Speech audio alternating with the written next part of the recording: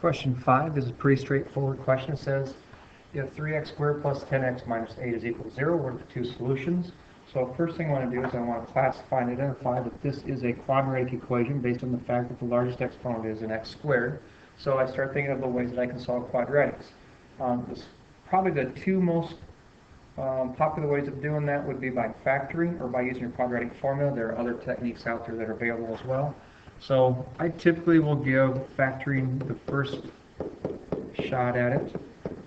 What I want to make sure that any of these quadratics, the first thing I want to do is set one side equal to 0. So even though I have multiple strategies, they all force me to make sure that one side is set equal to 0, which it is. So I didn't have to contend with that this time. So now I'm going to engage in trying to factor this. Remember, factoring is the reverse of the distributive property, and in order to create this trinomial, we had to have our acronym FOIL that would help us out with our factoring. So in essence, here's what I want to do. My first term has to come from the result of the first things sitting in the first location by binomials have to get 3x squared. So 3 is prime, so it has to be 3 times 1, although I don't need to write the 1, and x squared has to be x, so it's x times x. Then I go and isolate on this last sign. Anytime this last sign is negative, I know my signs will be opposite. So I know one of these in the binomial is plus, one of them is minus. I may not have them in the right locations right now, and I may have to go back and adjust it, but I am going to know that these are guaranteed to be plus and minus. The next thing I'm going to do is look at my factors of 8. My factors of 8 are 1 and 8 and 2 and 4, so they're fairly limited. So I need to put 2 and 4 and 1 and 8 in one of those two respective positions. And all the while, I got to keep in mind I'm trying to get a 10 in the middle for our outside-inside. So let's start with something. Sometimes it's just by trial and error, but if I put the 4 here and the 2 there, I'm just going to show you a process of trial and error. Now, I've guaranteed that my first terms are right. That's 3x squared. And I've guaranteed that my last terms are right. That's a negative 8. But what I have to also reconcile is when I do the outermost and innermost, so the outermost ones, which are 3x minus 2, and a 3x times a negative 2 is negative 6x, and the innermost ones, which is 4 times x, so that's plus 4x. That gives me a negative 2x, which is not what I wanted. I wanted a negative or a positive 10. So that makes me go back and start again. I'm not going to trash my 3 and the 1 because they have to be there. I'm not even going to get rid of my 4 and 2. I'm just going to rotate 4 and 2 around in different locations. And then I'm going to do another check. It's not the first and the last that are the problem, because I can guarantee that those are 3x squared and negative 8 very quickly. But what we want to do is reconcile that our outermost and innermost ones are going to give us a positive 10.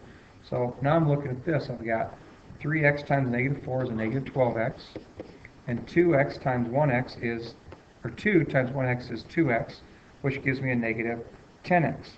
Again, not exactly what I wanted, but if I've got the right number with the wrong sign, I'm pretty close. All I need to do now at this point is change the role of those two signs. So now what I want to do is make this a positive 4 and change that to a negative 2. So a good clue is if I get the right number with the wrong sign, then I just reverse my sign. Because now if I look at my outermost ones that we multiply together, that's a positive 12x. And if I multiply the innermost ones together, that's a negative 2x. So then if I do the sum of these, it's going to be a positive 10x. So now what I've done is I've solved it, or I've factored it, so that now I can use the zero factor theorem to help finish this off. So we factored it, but factoring doesn't end up solving it in and of itself. We have to just go a little bit farther. So here's what we know, is if I take two numbers and multiply them together and their answer is 0, one of these two numbers, either 3x minus 2 has to equal a 0, or the other number, the expression for the number is x plus 4 has to equal 0. Which tells us that if I want to find the value of x, it'll make that first expression equal to 0. I have to take 3x, and I'm going to add the 2 to the 0, then I'm going to divide by 3. One answer could be 2/3. Or, again, there's two possibilities because we have two numbers here. One of these two numbers could be 0. So the other one, which is a little bit simpler to do, is if it's a negative 4. So what we're saying is if we put in a negative 4 in here, we'll get an answer of 0. And 0 times anything is going to be 0. So that's the solution. And the second thing that we're saying is if we put 2/3 in here, that'll create a 0. And 2/3 of 3. So if you think about taking 2/3 of 3, I'll do it over here. 3 times 2/3, then minus 2. So a third of 2/3, or these will reduce. We can take 3 times 2/3, they reduce, and it's 2 minus 2, which is 0. So now this is a 0, and who cares what's back here? It could be any number, and we get 0. So final answer is we've got 2/3 and a -4 solutions. So that's one approach. I'm going to also go through the second approach, which sometimes many of you like, and that is your quadratic formula. So make sure that it is in standard form. We want it to be ax squared plus bx plus c equals 0. The positive signs are pretty flexible. You can have positive or negative. So our value of a is 3, the value of b is 10, and the value of c is -8. So if you don't enjoy the factoring approach or you don't like it, you can use your quadratic formula. So our value of x is going to equal a negative of the value of b, which is the negative of 10, plus or minus the square root of b squared, which I'm going to go ahead and multiply that right away. That's 10 squared, which is 100. Then minus 4 times the value of a, which is 3, the value of c, which is a -8, all over 2a. And a is 3. Okay, so now we got to go ahead and simplify using our order of operations. So this one's a -10 plus or minus the square root of 100 minus, well, not really, because I got a negative and a negative, and the negative times negative ends up giving me a positive, so if I multiply them together. So I've got 12 times 8, which is 96, all over 6. So it's a -10 plus or minus the square root of 196, all over 6.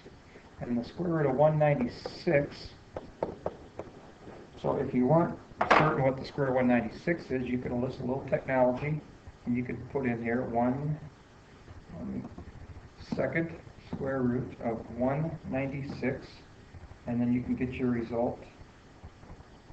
Enter. Perfect square of 14. So I'm going to erase that square root because I really want to replace the square root of 196 with 14 all over 6. And again, we're still trying to figure out what x is going to equal. So now I've got two options here. We can either add the 14 and subtract the 14. So now I'm going to go to my or statement. It can be a -10. One option is to add 14 and then divide by 6. My other option is to take a -10, subtract 14, and then divide by 6. To follow each of these independently, this one over here is going to be -10 plus 14 is 4 over 6, which if we reduce is 2/3. And this one over here, if we simplify, -10 minus 14 is -24 over 6, which is a -4. Again, we get the same answers that we had using the factoring principle. It's just which one you would prefer to use. So this one got a little bit longer because I went through two approaches, but you can use either approach. Just pick which one you think would be your best results.